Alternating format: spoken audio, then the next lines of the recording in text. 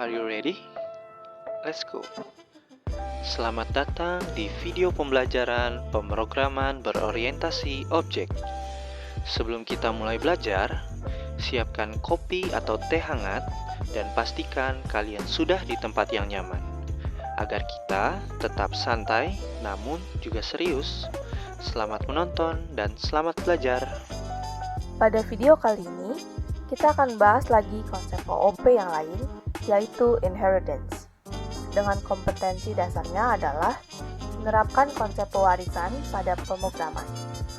Pada pembelajaran sebelumnya, kita sudah membahas tentang salah satu konsep OOP, yaitu encapsulation. Tonton sampai habis video ini, karena akan ada soal kuis yang harus kalian kerjakan.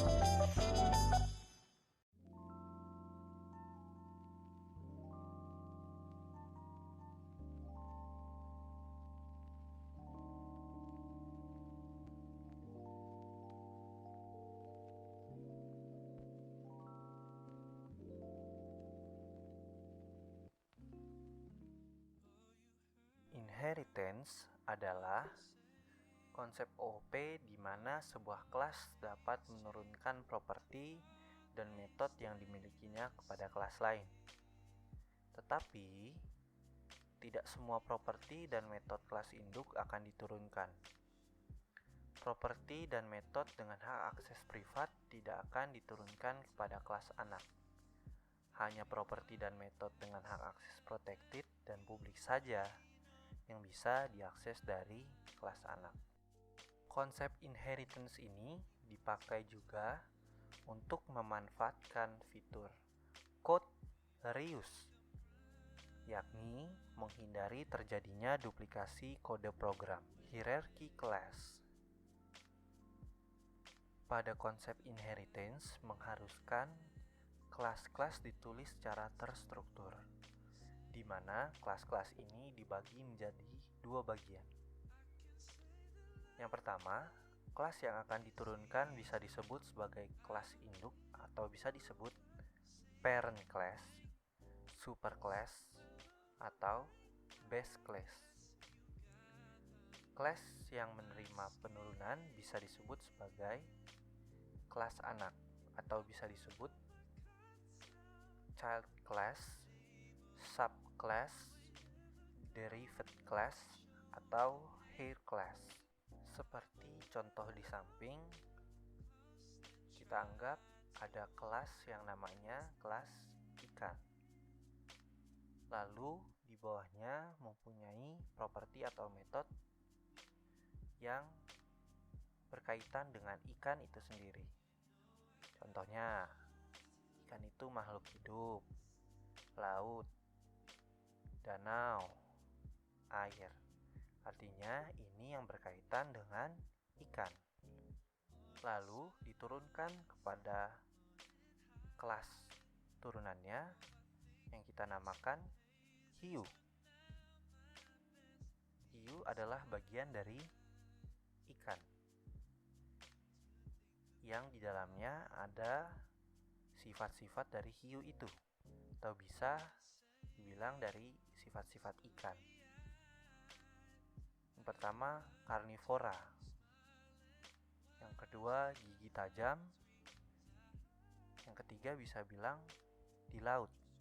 Laut ini merupakan sifat dari ikan. Jadinya di kelas induk mempunyai sifat laut. Di kelas anak pun dia bisa kelas laut.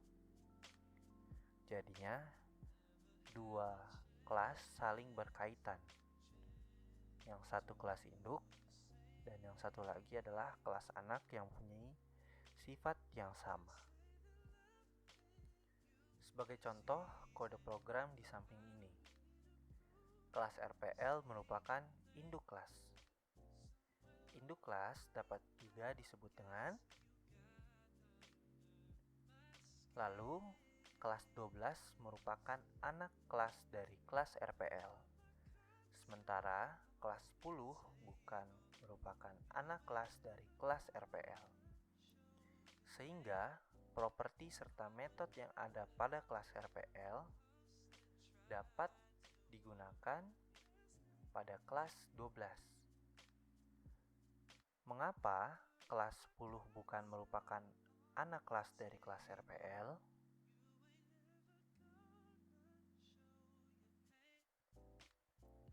Setelah kelas sudah diset dengan properti dan metode yang dibutuhkan, kelas-kelas tersebut didefinisikan ulang ke dalam variabel baru, atau bisa disebut dengan instansiasi.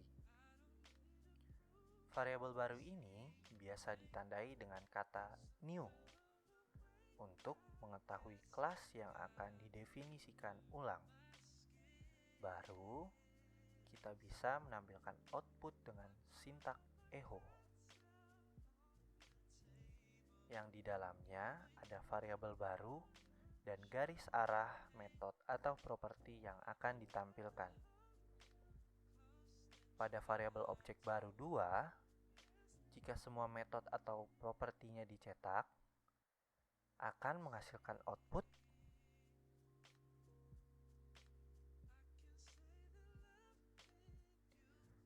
pada contoh di samping ini juga menunjukkan bahwa sifat code reuse dapat memudahkan pencetakan output program.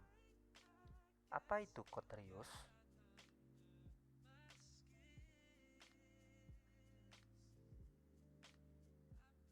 Sederhana saja konsep warisan yang sudah kita pelajari. Untuk latihan, buatlah contoh konsep warisan dengan menggunakan 4 kelas dengan ketentuan. 1. Induk kelas, 3 anak kelas, dan menggunakan 3 hak akses. Terima kasih telah menonton video pembelajaran ini. Jangan lupa mengerjakan kuisnya dan tulis nama juga nomor absen kalian di kolom komentar sebagai absensi harian. Sampai bertemu lagi. Stay relax and happy coding.